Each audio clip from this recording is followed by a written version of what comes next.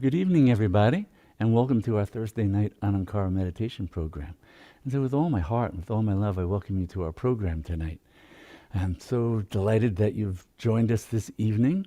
A holiday, St. Patrick's Day. But we're going to talk about a little bit another individual, the great Guru Padmasambhava, who, interestingly, his story resonates a little bit with St. Patrick's story, even though he was the great Buddha from Tibet. So thank you for coming and bringing your divinity, your divine nature, pervades all that you are, all who you are, everything about you, as it is. This is one of the great insights from the deep meditative traditions and the mystical traditions, is that that essential nature of being the divine, being the infinite, is fully present here and now. And what really differentiates, what these states of expanded consciousness are and what our ordinary state of waking mind is what we're identified with. The mind gets contracted and becomes that upon which it rests. A thought, a feeling, a role, a memory, an anticipation about the future. It's always getting contracted and becoming these little things. But the one that sees all that holds all that in its loving embrace, that's your true self. That's your highest nature. And so we gather together in satsang, keeping the company of the truth, so that we can know that, regardless of what the mind may be doing, we can step back, be detached, compassionate, patient towards it, and come to rest in the truth of who we are. And that's what the practice is, whether we're doing mantras or chants or just sitting in the stillness of simply being that, right? So that's what we gather to do on these Thursday evenings, so that it helps to refresh and deepen our practices, so that day by day we can come home to that and walk the truth of who we are into the world and transform our own world and the world around us. So you carry the light of that wisdom wherever you go. So we start with the opening mantras as a way of being able to get more immersed in that, to again step aside from the mind and draw on the power of mantra, this throb of the infinite, the throb of our own self. Mantras arise within. That's why even, in the current times, people going into deep meditation hear the spontaneous arising of these same ancient mantras. They're ancient, they're eternal. They're always arising. That's their nature. That's the foundational nature of consciousness, giving birth to name and form, body and mind. So when we become absorbed in practice like mantra, we can tap into that direct knowing and then leave behind all words. Even the sound form of mantra disappears into the pure radiance of consciousness itself. So we'll begin with the opening mantras.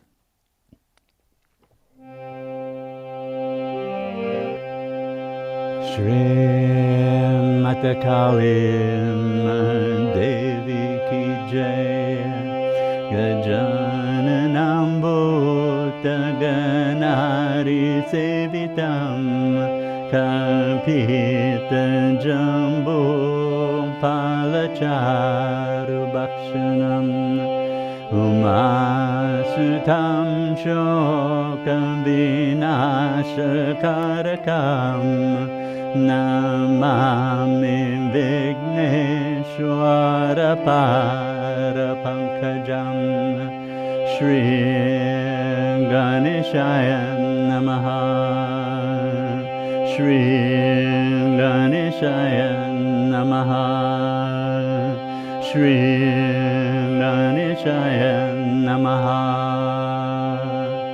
Om Purnamada Purnamidam Purnat Purnamudachyate Purnasya Purnamandaya Purnamevavashishate Om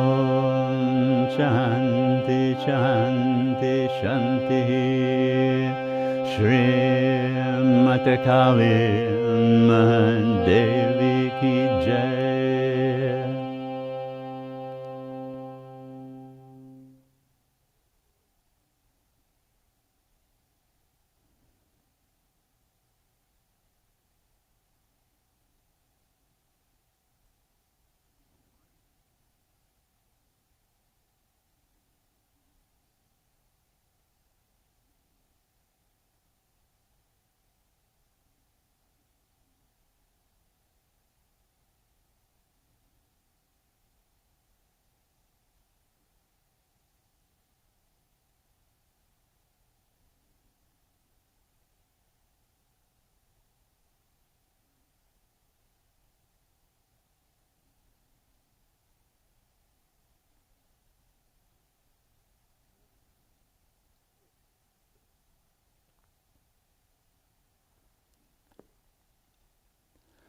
So once again, with all my heart, I welcome you, my divine self, to our program this evening.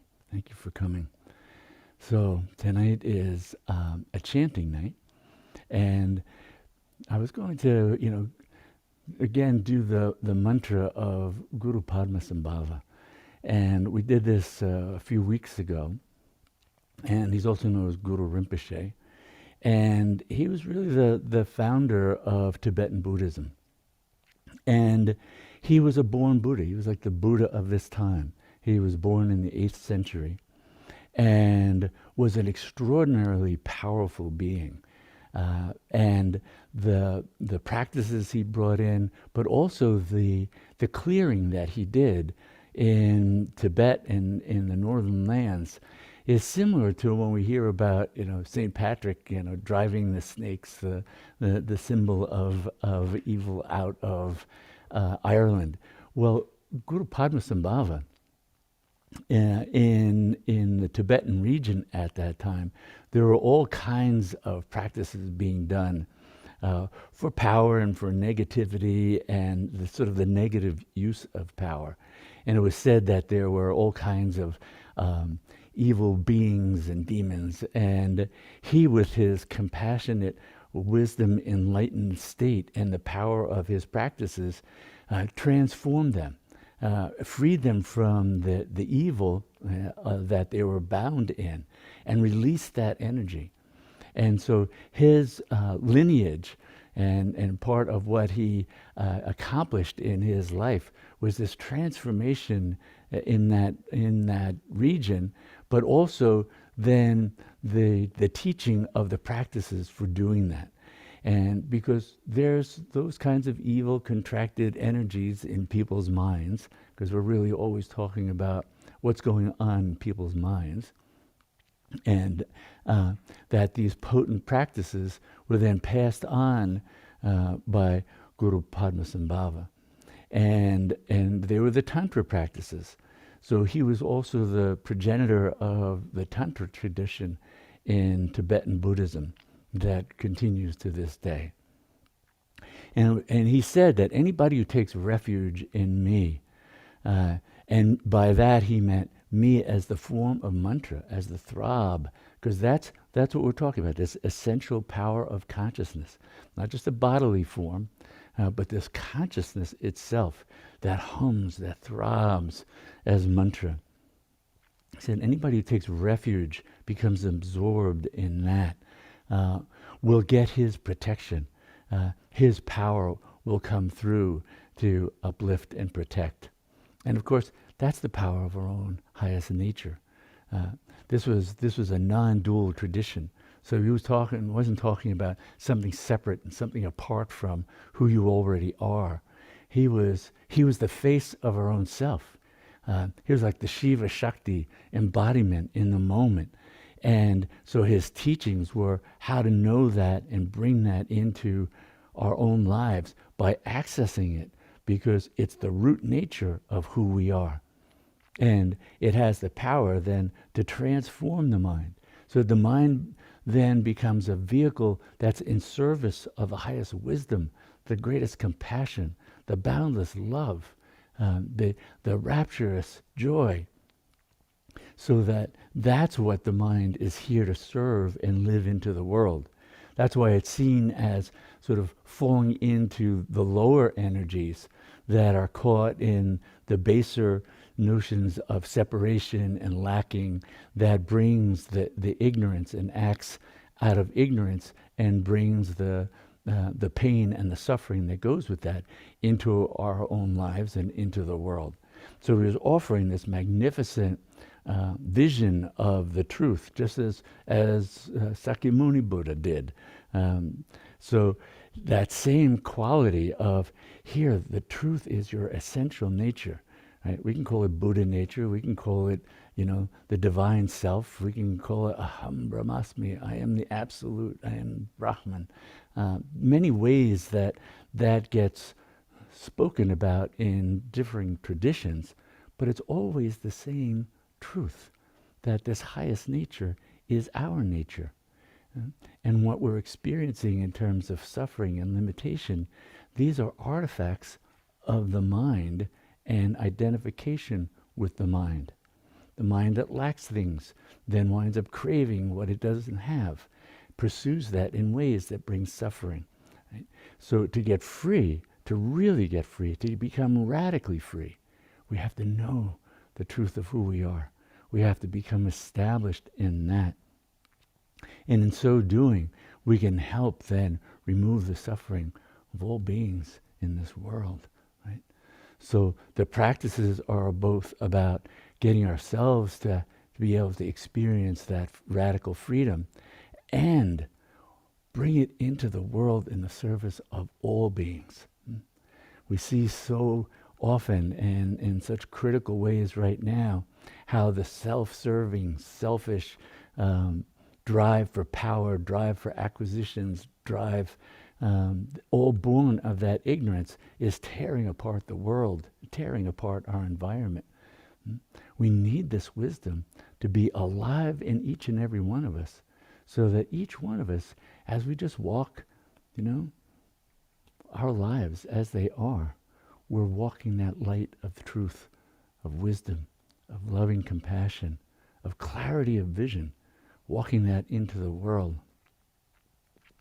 And so the great mantra of Guru Padmasambhava, Om Ahum, that's not really even translatable.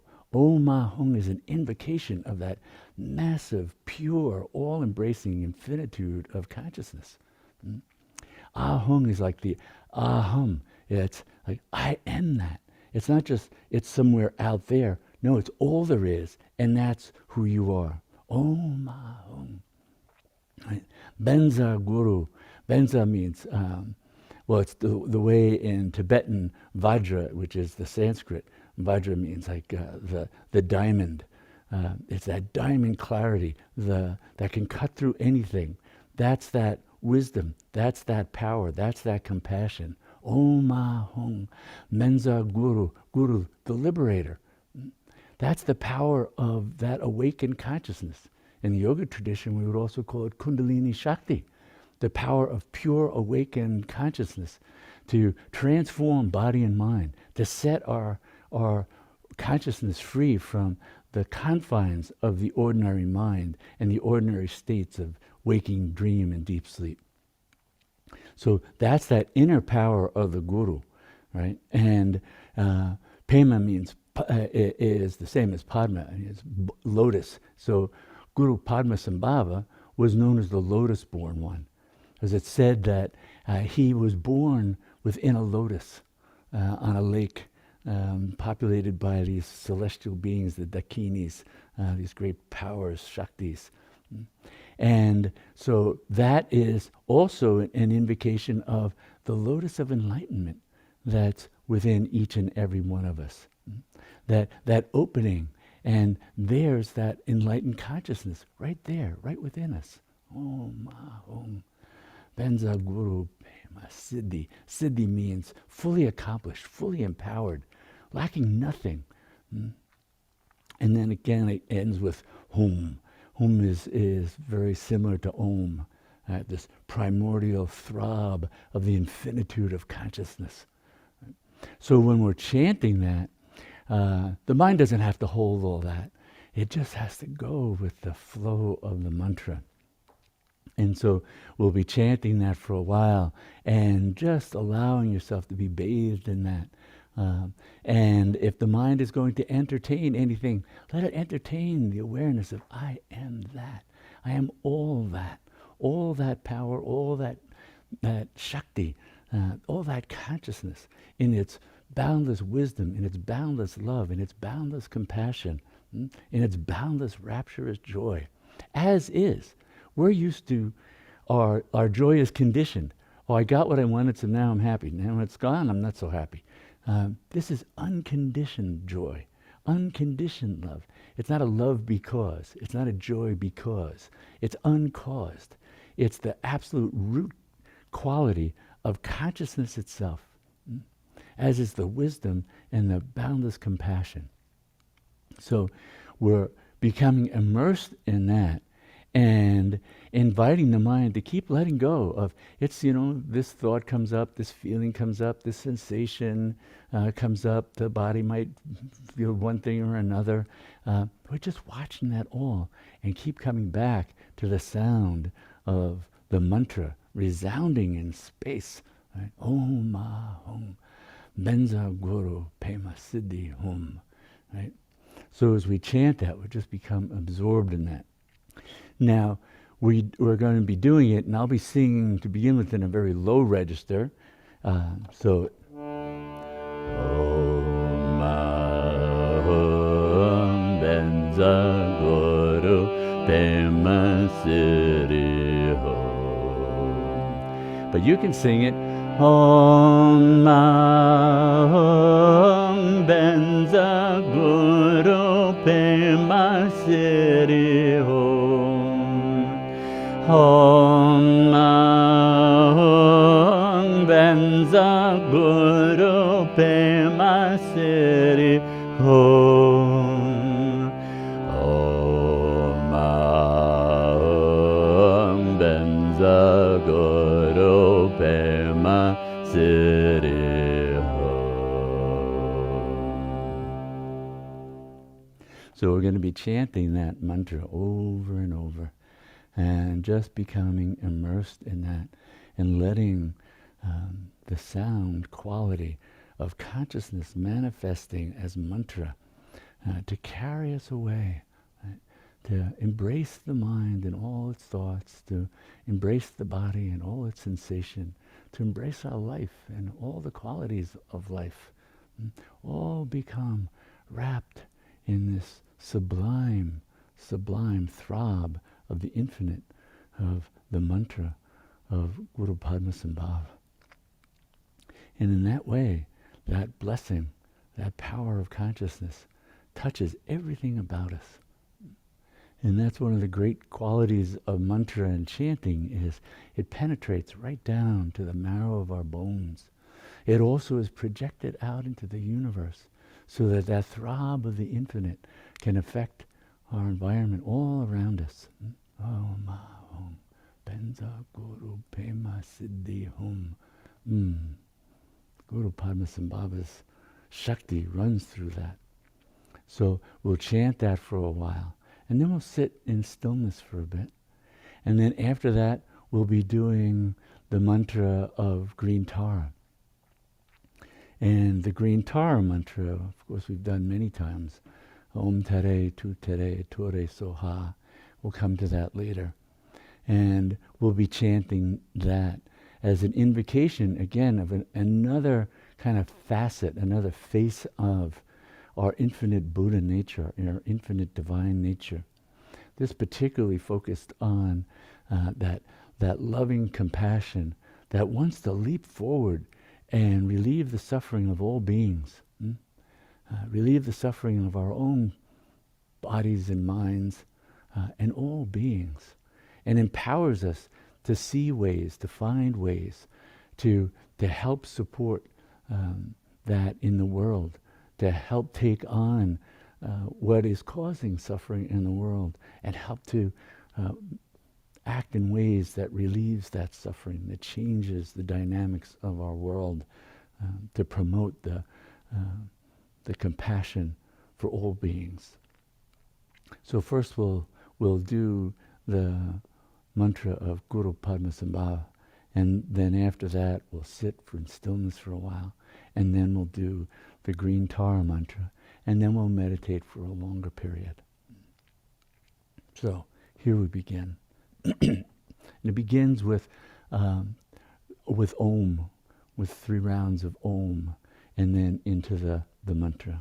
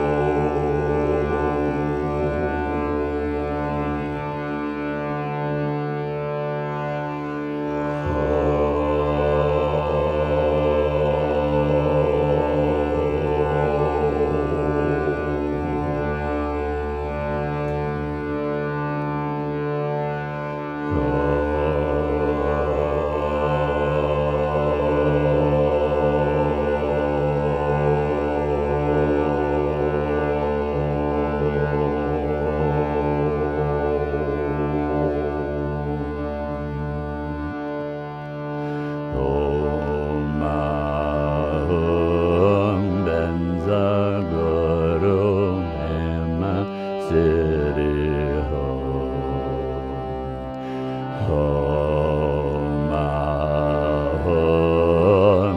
Benza Guru Pema Siddhi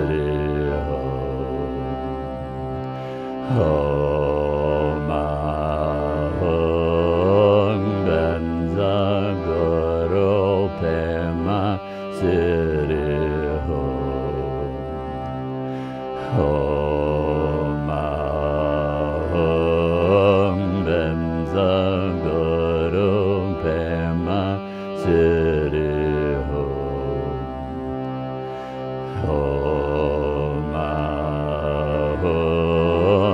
Benza Guru Pema Siddhi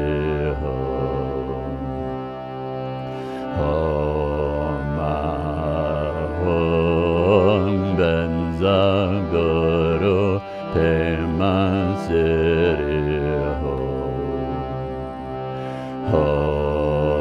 Pema Siddhi Benza Guru Pema Siddhi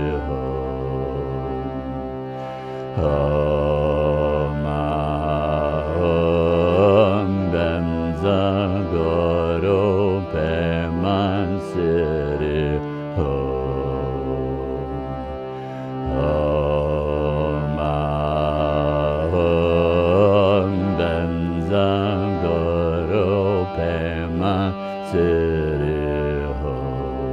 Benza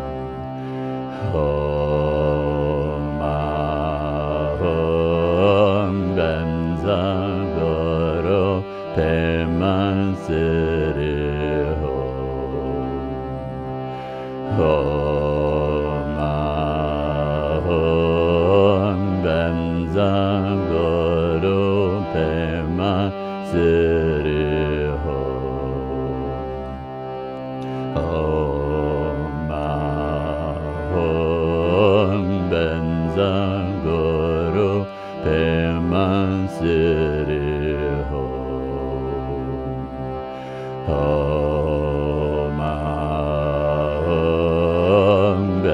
Benza Guru Pema Siddhi